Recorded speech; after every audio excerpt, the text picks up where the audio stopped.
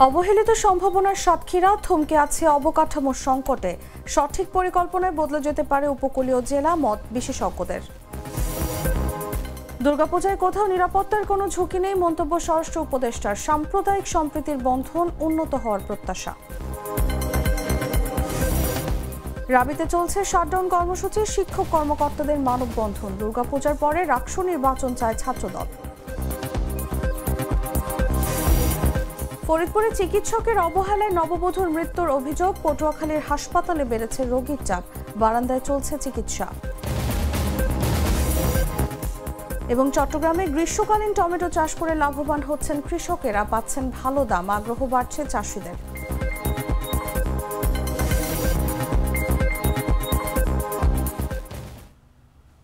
এতক্ষণ শুনছিলেন সংবাদ শিরোনাম।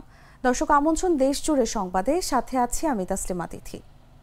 পাকা টমেটো আর সিক্রেট রেসিপির কম্বিনেশনে তৈরি ব্রাউন সসের বস। চলে যাচ্ছি পুরো খবরে।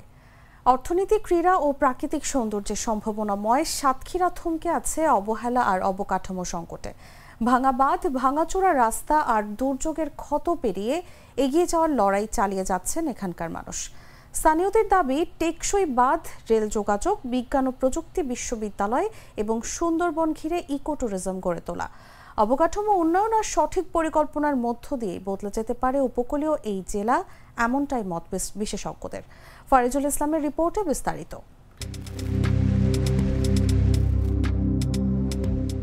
সাতক্ষীরা অর্থনীতি, ক্রীড়া আর প্রাকৃতিক সৌন্দর্যের এক অপার সম্ভাবনার নাম। অথচ দীর্ঘদিনের অবহেলায় পিছিয়ে পড়েছে দেশের দক্ষিণ পশ্চিমাঞ্চলের এ জেলা।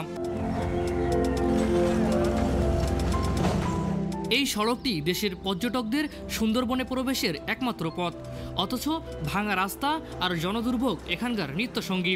পর্যটনের অপর সম্ভাবনাময় জেলা হলেও অবকাঠামো সংকটে থমকে আছে সব উদ্যোগ। মহাসড়কে ধানের চারা রোপণ করা হয়েছে, মাছ ছেড়ে দেওয়া হয়েছে, খানা খন্দকে ভরে গেছে। তো এইরকম একটা অবস্থার মধ্য দিয়ে আমরা মনে করি যে সাতক্ষীরা জেলার উন্নয়ন বঞ্চিত থাকতে পারে না। আজকে আমরা বৈষম্যহীন বাংলাদেশের কথা সর্বস্তর থেকে বলছি, তাহলে সাতক্ষীরা জেলা কেন বৈষম্যের শিকার হবে? সাদা সোনা খ্যাত চিংড়ি বিদেশে রপ্তানি করে কোটি কোটি ডলার আয় করেছে সাতক্ষীরা জেলা। বাংলাদেশ থেকে প্রথম ইউরোপে রপ্তানি হওয়া আমও এসেছে এখানকার বাগান থেকে। তারকা খ্যাতির ক্ষেত্রেও পিছিয়ে নেই সাতক্ষীরা। বাংলাদেশ জাতীয় দলের মুস্তাফিজুর রহমান, সৌম্য সরকার কিংবা মৃত্যুঞ্জয় চৌধুরীর মতো তারকা ক্রিকেটারের উত্থান এই জেলা থেকেই।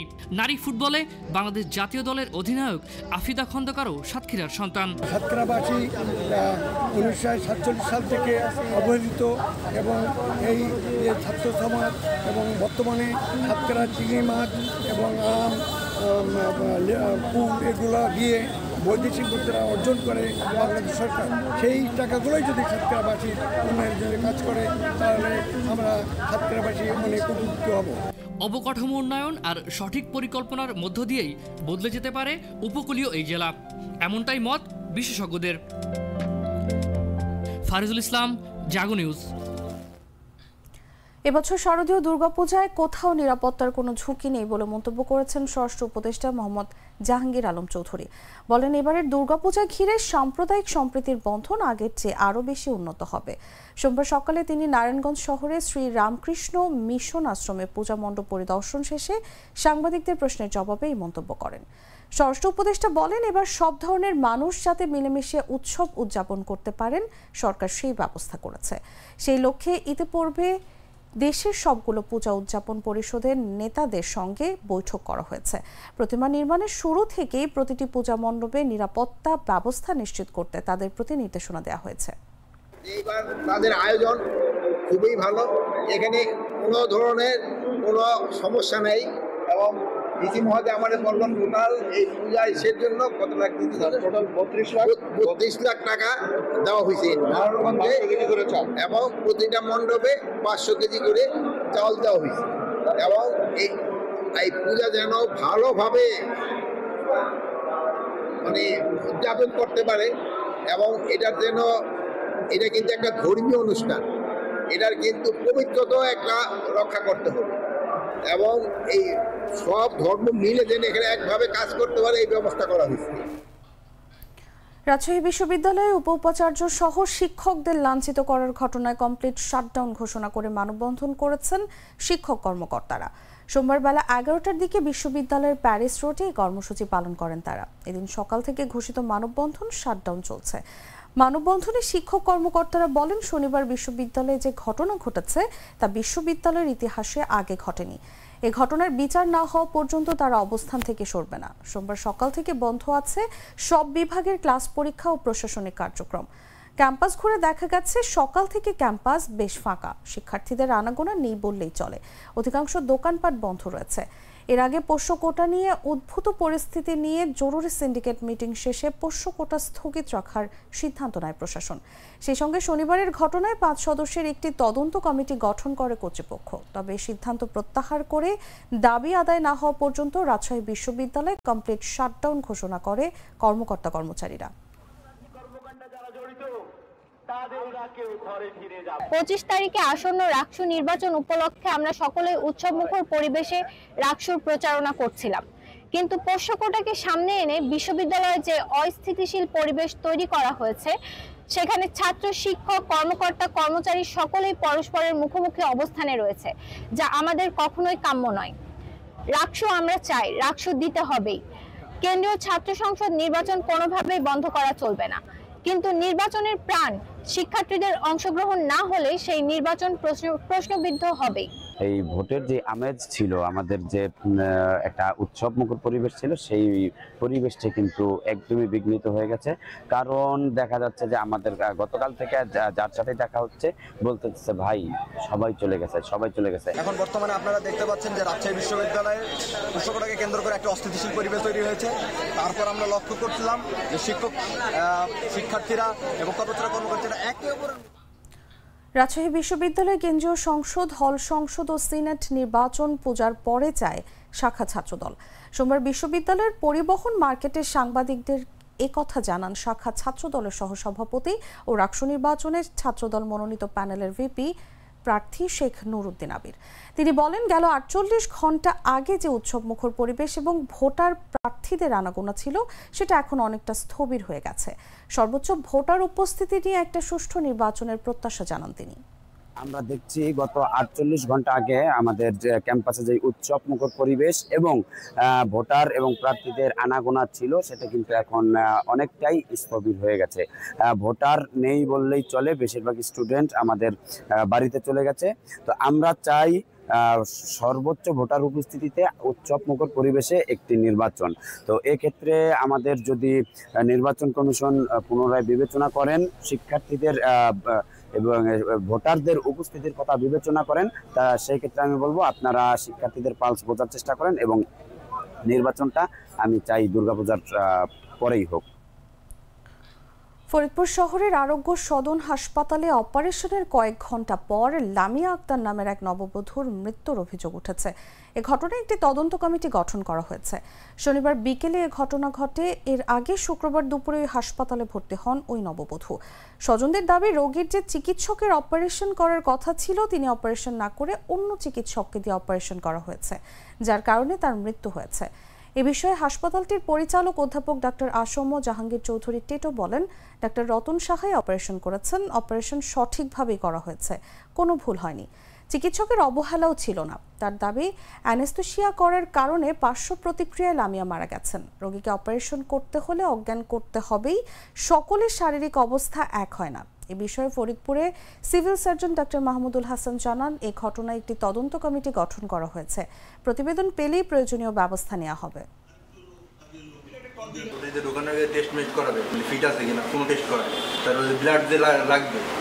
আগে থেকে কোনো কিছুই বলে নাই, অপারেশন করার পরে বলছে যে ব্লাড লাগবে, ইমার্জেন্সি। আগে থেকে কোনো কিছুই করে নাই। পরে আমরা ওই জায়গা থেকে মনে হয় আইসিইউতে পাঠাই দিচ্ছে। এই যে আমাদের বোন মারা গেল, এর পেছনে ডাক্তারদের অবহেলাই হয়তো অন্যতম কারণ, এবং আমি চাই সিভিল সার্জনের মাধ্যমে এর সঠিক তদন্ত হোক এবং সঠিক তদন্ত এটা কি ঘটেছে এটা যেন সবার সামনে বেরিয়ে আসে। যে অ্যানেস্থেসিয়া দিয়েছেন ডক্টর মিজানুর রহমান, তিনি সিনিয়র কনসালটেন্ট এবং অ্যানেস্থেসিয়ার সর্বোচ্চ ডিগ্রিধারী একজন মানুষ। তো এটা জানার পর সঙ্গত কারণে, যেহেতু একটা ইয়াং মেয়ে গলব্লাডার অপারেশন করতে যে মারা গেছেন, সেগুলোর কৌতূহল কারণেই আমরা এই ব্যাপারটার তথ্যানুসন্ধান করি এবং সেখানে যে বিষয়টি দেখা যায় যে এখানে সার্জারির কোনো সমস্যা ছিল না, ইট ওয়াজ আনইভেন্টফুল সার্জারি, এবং মানে অর্থাৎ কোনো ধরনের ঘটনা বহুল কোনো কিছু ছিল না। প্রাণ কফি ক্যান্ডি, কররা কফি, কঠিন স্বাদে, হাইকে বলো বাই। পটুয়াখালী 250 শয্যা বিশিষ্ট হাসপাতালে বেড়েছে রোগীদের চাপ। হাসপাতালের বারান্দায় চলছে চিকিৎসা সেবা। এর মধ্যে ডেঙ্গু রোগীদের সংখ্যা বেড়ে যাওয়ায় হিমশিম খাচ্ছে হাসপাতাল কর্তৃপক্ষ। এই মুহূর্তে পটুয়াখালী 250 শয্যা বিশিষ্ট হাসপাতালে আছেন সহকর্মী মাহমুদ হাসান রায়হান। সরাসরি যাচ্ছি তার কাছে। আপনাদেরকে জানিয়ে রাখি যে পটুয়াখালীতে গত 24 ঘন্টায় 109 জন রোগী, ডেঙ্গু রোগী, তারা কিন্তু ভর্তি হয়েছে এবং পটুয়াখালীর এই যে 250 শয্যা বিশিষ্ট হাসপাতালের চিকিৎসা সেবা দিতে এখানকার ডাক্তাররা কিন্তু হিমশিম খেয়ে যাচ্ছে। যেখানে ধারণ ক্ষমতার চেয়েও 3 গুণ রোগী সেবা দিতে হয় কিন্তু এই হাসপাতাল কর্তৃপক্ষকে, এবং যেখানে ডাক্তার সংকট, সেখানে জনবল সংকট এবং বিভিন্ন ঔষধ সংকট সহ বিভিন্ন ধরনের সমস্যায় কিন্তু তারা কিন্তু জর্জরিত। আমরা যদি এখানকার যারা রয়েছে তাদের সাথে যদি একটু কথা বলি, হাসপাতালের কি অবস্থা যদি একটু বলতেন। হাসপাতালের পরিস্থিতি বেশি ভালো না, ডেঙ্গুর ডরে আছে হাসপাতাল, আশেপাশে ডেঙ্গুরই তো অভাব নাই, ডেঙ্গুর কারখানার মতো এনে সরিয়ে যাইতেছে, এখানে থাকাই তো যাচ্ছে না। মশার কয়েল যদি ধরা যাচ্ছে, মশার কয়েলেই কামড়ানি হয়ে পরে আমাদের আঘাত করে, তাহলে আমরা ডেঙ্গু কিভাবে আমরা এখানে বাঁচতে পারি। আমরা যদি আপনারা দেখছেন যে একদম যেখানে চলাচল রয়েছে, চলাচলের পথ, সেখানেই কিন্তু এই রোগীরা তারা কিন্তু এখানে চিকিৎসা সেবা নিতে। আমরা যদি একটু তার সাথে কথা বলি যে আপনি কবে এসেছেন এখানে চিকিৎসা? আজকে আসছেন। কি অবস্থা হাসপাতালে? যদি মনে করেন শ্বাসকষ্ট নিয়ে আসছেন, তো বেড পান নাই না, তো এই চিকিৎসা সেবা কেমন পাচ্ছেন? বেডই তো পাই না, চিকিৎসা সেবা কেমন? জি, আমরা শুনছিলাম এখানকার যে রোগীরা আছে তারা কিন্তু বলছিলেন যে আসলে যে কি পরিমাণ তাদের কষ্ট হচ্ছে। আমরা যদি আপনাদেরকে বলে রাখি যে পটুয়াখালীতে গত 24 ঘন্টায় এখনো কিন্তু 109 জন রোগী এখানে ভর্তি রয়েছে এবং এই পটুয়াখালী 250 শয্যা বিশিষ্ট হাসপাতালে কিন্তু প্রায় 50 জন ডেঙ্গু রোগী রয়েছে। এছাড়াও কিন্তু নানা রোগে আক্রান্ত রোগীরা কিন্তু এখানে রয়েছে। আপনারা জানেন যে পটুয়াখালীর এই 250 শয্যা বিশিষ্ট হাসপাতালের পাশেই কিন্তু একটি নতুন ভবন চালু হওয়ার কথা ছিল, কিন্তু সেই 10 থেকে 12 বছর ধরে কিন্তু সেই নতুন ভবন চালু হচ্ছে না, এবং এই চালু হচ্ছে না বিধায় কিন্তু হাসপাতালে রোগীদের কিন্তু এরকম চিকিৎসা সেবা নিতে ব্যাহত হচ্ছে এবং তাদেরকে কিন্তু এরকম কষ্ট পোহাতে হচ্ছে। এই ছিল পটুয়াখালী থেকে। দর্শক, পটুয়াখালী 250 শয্যা হাসপাতালের সর্বশেষ পরিস্থিতি জানাচ্ছিলেন সহকর্মী মাহমুদ হাসান রায়হান। চলে যাচ্ছি পরবর্তী খবরে। চট্টগ্রামের মিরসরে ও সীতাকুণ্ড উপজেলায় গ্রীষ্মকালীন হাইব্রিড টমেটো বাড়ি 8 চাষ করে লাভবান হচ্ছেন কৃষকরা। উপজেলা কৃষি অফিস ও এনজিও ইপসার সহযোগিতায় ড্রিপ ইরিগেশন ও পলি শেড ব্যবহার করে কৃষকরা পানির অপচয় রোধ এবং ভালো ফলন নিশ্চিত করেছেন। বাজারে ভালো দাম পাওয়ায় আগ্রহ বাড়ছে চাষে। মিশরের প্রতিনিধি এম মঈনুদ্দিনের পাঠানো তথ্যচিত্রে বিস্তারিত জাগো ডেস্ক রিপোর্টে। চট্টগ্রামের মিরসরাই ও সীতাকুণ্ড উপজেলায় গ্রীষ্মকালীন হাইব্রিড টমেটো চাষ করে লাভবান হচ্ছেন কৃষকেরা। এই সময় ভালো দাম পাওয়ায় চাষে আগ্রহ বাড়ছে চাষিদের। দুই উপজেলা কৃষি অফিসের সহযোগিতায় গ্রীষ্মকালীন টমেটো আবাদ করেছেন তারা। জমি হলো 500 তো, আমি এখন মনে করেন বর্তমান টমেটো 40 থেকে 45 হাজার টাকার মতন বিক্রি করছি। আর কিছু আবার বাদ আছে, এগুলো আত্মীয় স্বজনটা দেশি নিজে এগুলো এইসব প্রায় কিনে। জমিন হলো 500 টাকা আর কি। পুঁজি উঠে লাভ হয়েছে, 25 থেকে 30 হাজার টাকা খরচ গেছে আর কি। মিশরে উপজেলা কৃষি অফিস সূত্রে জানা গেছে, উপজেলার গ্রীষ্মকালীন হাইব্রিড টমেটো বাড়ি 8 চাষ করে সফল হয়েছেন কৃষক আব্দুল মান্নান সহ অনেকে। বাজারে বিক্রি করে ভালো দামও পাচ্ছেন তারা। সীতাকুণ্ড কৃষি বিভাগ সূত্রে জানা গেছে, পানি সাশ্রয়ের মাধ্যমে কৃষকদের এই দুরবস্থা দূর করতে উপজেলা কৃষি বিভাগের উদ্যোগে প্রথমবারের মতো পরীক্ষামূলক ড্রিপ ইরিগেশন পদ্ধতি ব্যবহার করে নতুন প্রজাতির বাড়ি 8 জাতের টমেটো চাষ করা হয়েছে।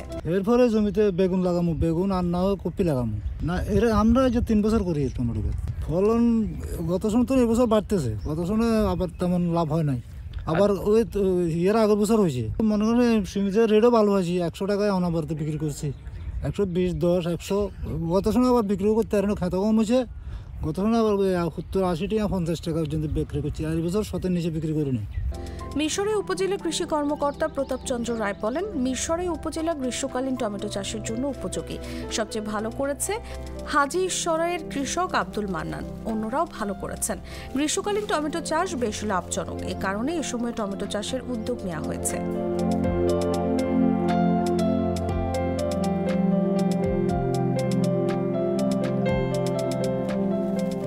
রোজকার সাধারণ খাবার এখন হবে অসাধারণ। প্রাণ স্বাদের মশলা, স্বাদ বাড়ায়, ঘ্রাণ ছড়ায়।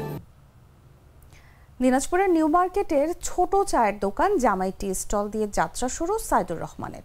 টিকটক ও ইউটিউবে চা তৈরির ভিডিও আপলোড করতে করতে পরিচিতি বেড়ে যায়। তার ইউটিউব চ্যানেলে এখন লাখ সাবস্ক্রাইবার অর্জন হওয়ায় সিলভার প্লে বাটন অর্জন করেছেন এক কন্টেন্ট ক্রিয়েটর।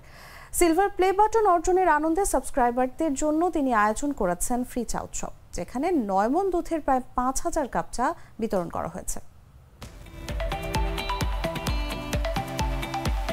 নিউ মার্কেটের ছোট চায়ের দোকান থেকে শুরু করে এখন সোশ্যাল মিডিয়ার আলোচনায় সাইদুর রহমান বা জামাই হিসেবে পরিচিত চা দোকানদার। দিনাজপুর কোতোয়ালি থানার সামনে কালীতলা নিউ মার্কেটে 2020 সালে নিজের চায়ের দোকান জামাই টি স্টল দিয়ে যাত্রা শুরু করেন সাইদুর রহমান। পরে ইউটিউবে জামাই টি স্টল চ্যানেল চালু করে এক এক ধরনের চায়ের ভিডিও আপলোড করতে থাকেন। ধীরে ধীরে বাড়তে থাকে তার পরিচিতি। এখন তার ইউটিউব চ্যানেলটিতে 1 লাখ সাবস্ক্রাইবার, পেয়েছেন সিলভার প্লে বাটনও। সিলভার প্লে বাটন অর্জন করায় সাবস্ক্রাইবারদের জন্য ফ্রি চা উৎসবের আয়োজন করেন দিনাজপুরের এই কন্টেন্ট ক্রিয়েটর। শনিবার বিকেল 5টা থেকে রাত 10টা পর্যন্ত তিনি প্রায় 5000 কাপ চা ফ্রি খাওয়ান। সন্ধ্যা 7টায় সাবস্ক্রাইবার, ভক্ত ও গ্রাহকদের সঙ্গে নিয়ে সিলভার প্লে বাটন উন্মুক্ত করেন। 9 মণ দুধের চা তৈরি ও বিতরণ করতে দোকানে 10 জন কর্মচারীকে রীতিমতো হিমশিম খেতে হয়। বিকেল 5টা থেকে আমি চা দেওয়া শুরু করছি। এত লোক ভাই, চা দিতে দিতে আমার আঙুল সব ব্যথা হয়ে গেছে ভাই। বাস ভাড়া করে আসছি আমরা চা খাইতে। জামাই চায়ের এত সুনাম, আসলে চা ভালো, অনেক ভালো, অনেক উন্নত চা।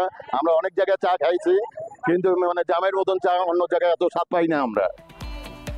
সাইদুর রহমান বলেন, টিকটকে চা তৈরির ভিডিও আপলোড করে সাড়া পাওয়ার পর বিভিন্ন কন্টেন্ট ক্রিয়েটর তাকে ইউটিউবে চ্যানেল খোলার পরামর্শ দেন। তারই পরিপ্রেক্ষিতে ইউটিউবে চ্যানেল খোলেন তিনি।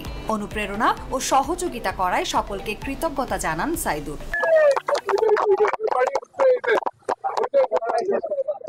আলহামদুলিল্লাহ, প্লে বাটন পাই আমার অনেক ভালো লাগতেছে, কিন্তু সামনে এটা যেমন আপনারা আমার আশা পূরণ করছেন বা স্বপ্ন পূরণ করছেন, সামনে আরো একটা আছে, এই স্বপ্নটা আপনারা পূরণ করবেন আমার জন্য। আমার দোকানে মূলত 10 জন কর্মচারী, বাপ ছেলে সহ 12 জন। আমরা 10 রকমের চা তৈরি করেন সাইদুর রহমান। এর মধ্যে লাল চা সর্বনিম্ন 60 টাকা এবং স্পেশাল চা সর্বোচ্চ 70 টাকায় বিক্রি করেন। তার জামাই টি স্টল নামে একটি ফেসবুক পেজও রয়েছে, যার ফলোয়ার 44,000। শিগগির গোল্ডেন প্লে বাটন পাওয়ার আশা সাইদুরের। অনুভা বিশ্বাস, জাগো নিউজ। দর্শক, সংবাদ শেষ করার আগে শিরোনামগুলো জানিয়ে দিচ্ছি আরো একবার।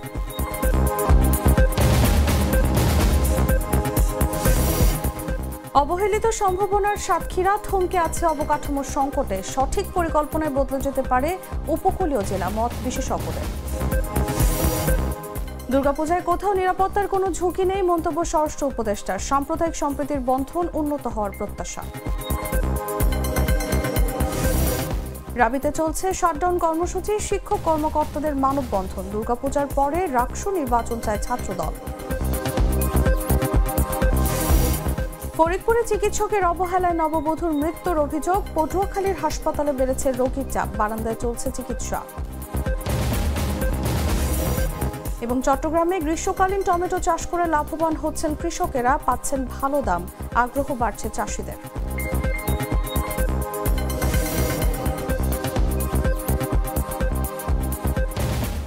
দর্শক, এই ছিল দেশজুড়ে সংবাদে। এরপর দেখবেন সন্ধ্যা 7টা নিউজ। প্রতি মুহূর্তে সর্বশেষ খবর জানতে ভিজিট করুন jagonews24.com। ফলো করুন আমাদের ভেরিফাইড ফেসবুক পেজ এবং সাবস্ক্রাইব করুন জাগো নিউজের ইউটিউব চ্যানেল। ধন্যবাদ সবাইকে।